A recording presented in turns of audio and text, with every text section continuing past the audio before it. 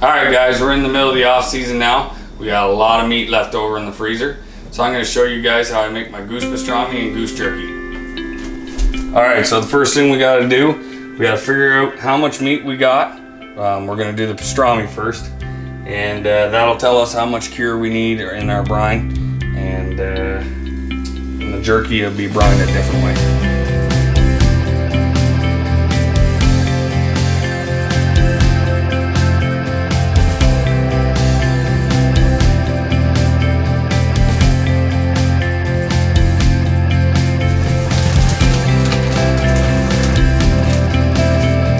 It's very important that you use a good weight scale, because getting the cure and the brine right is a really important part. Cure can make you sick, and you don't want to screw up the numbers here. So I usually go about for every 4 pounds of meat, I use 1 teaspoon of cure. So we got 13 pounds of meat, so we're gonna start making our brine. Alright, for the brine, I just picked up an all-purpose brine mixture from Cabela's, sweet cure and brine mix. It's the easiest thing to do. It gives you instructions on the back. I've done it before, just using my own pink salt, or pink curing salt. So this gives you all the instructions. We need 6 quarts or 24 cups of water.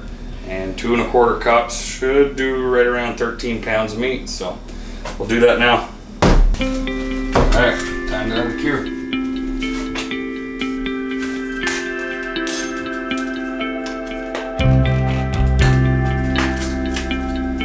So 2 1/4 cups.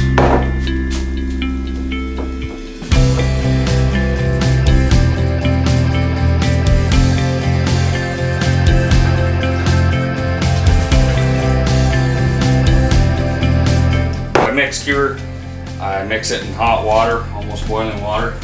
I'll mix my sugar in if I'm making all my spices. With the brine mix, I guess it doesn't say to heat the water at all, so we'll try it that way. I'm gonna add a little bit of sugar and some pickling spice. See how this goes. And since there's so much salt in the brine, you're not gonna need to put salt on a rub after, when we rub down the meat. All you're gonna need is coriander and pepper. These will be a lot salty enough after sitting in here for 72 hours.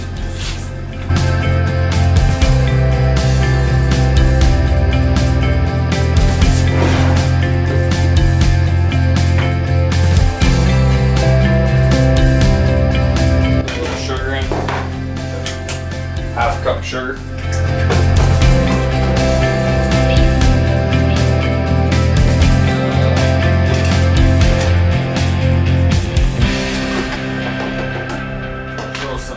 Spice in. Get this at the grocery store anyway. That's pretty much it until we get to the rub. There's lots of salt, lots of sugar.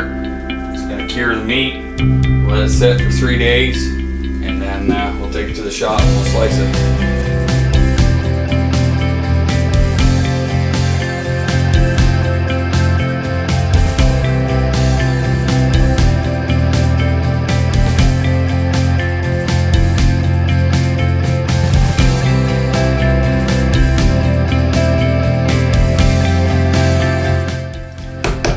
Alright, we'll put a lid on this, put it in the fridge for 3 days, and then I'll be back.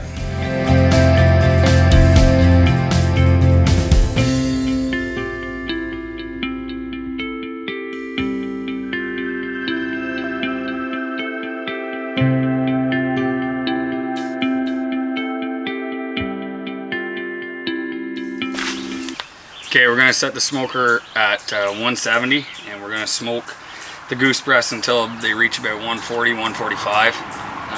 13 pounds of goose, it's going to fill the smoker.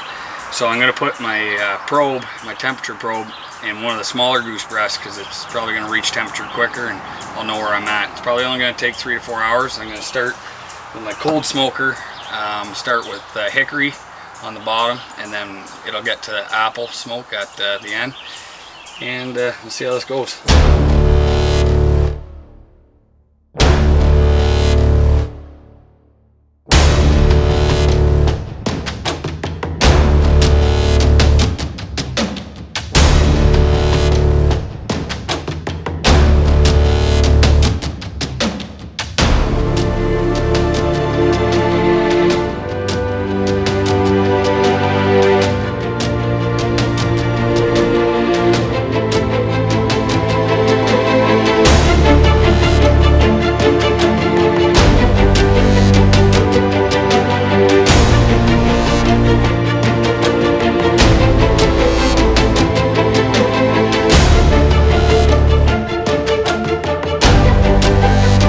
Alright, now that the Goose Pastrami has reached 140, we'll take it off, we'll put it in the bin, we'll let it cool overnight, and we'll slice it up tomorrow.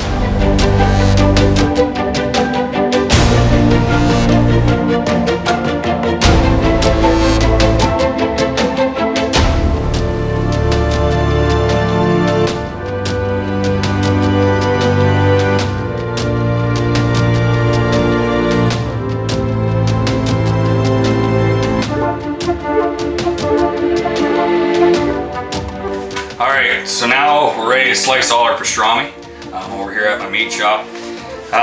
One of the biggest things before I use any of these tools, any cutting, any grinding, is that, especially with pellets in the meat, is I bought a little $20, it's called a Little Wizard 2 metal detector, and you don't want to run pellets through your grinder blades or your slicer blades.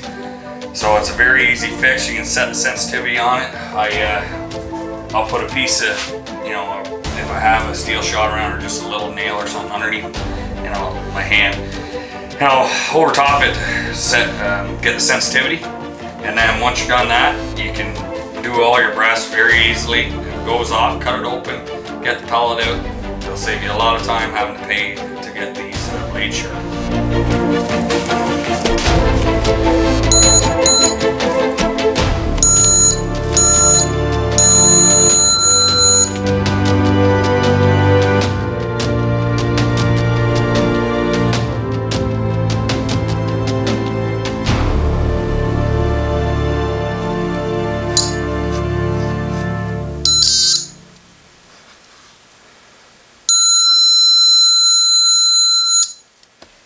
Don't know if you guys see that, but we got her. Okay, we're ready to start slicing. Now you can either cut with the grain, it's going to give you a more stringier kind of meat on your sandwich or whatever you're making, or you can cut against the grain, it's going to be more fall apart. I tend to put the goose breast on its flat. It's going to give you a thicker, bigger slice. I shave it very thin, so it's better for sandwich meat. It's kind of the best of both worlds, really. I'll load it up with 2 or 3 of them, run them through. I'm doing half-pound bags, and then we'll vacuum seal them when we're done. So we'll go ahead and we'll start slicing. Always be careful with the slicers. They're very sharp. You gotta have to care for them. We'll do pretty thin slices here. Do a couple test runs.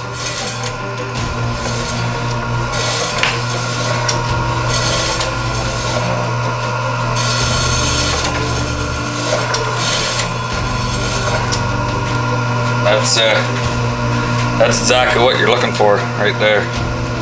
That's beauty pastrami.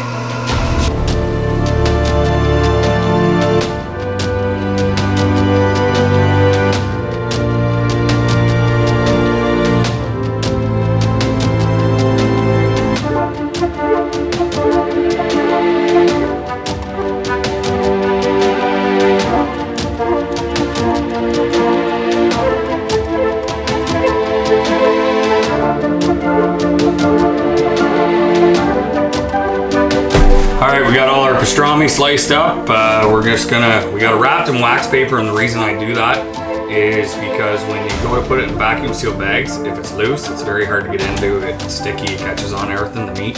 So I put it on wax paper just like you do at the grocery store. And then I put it in vacuum seal bags and vacuum seal all of it. We got probably 20 or so bags.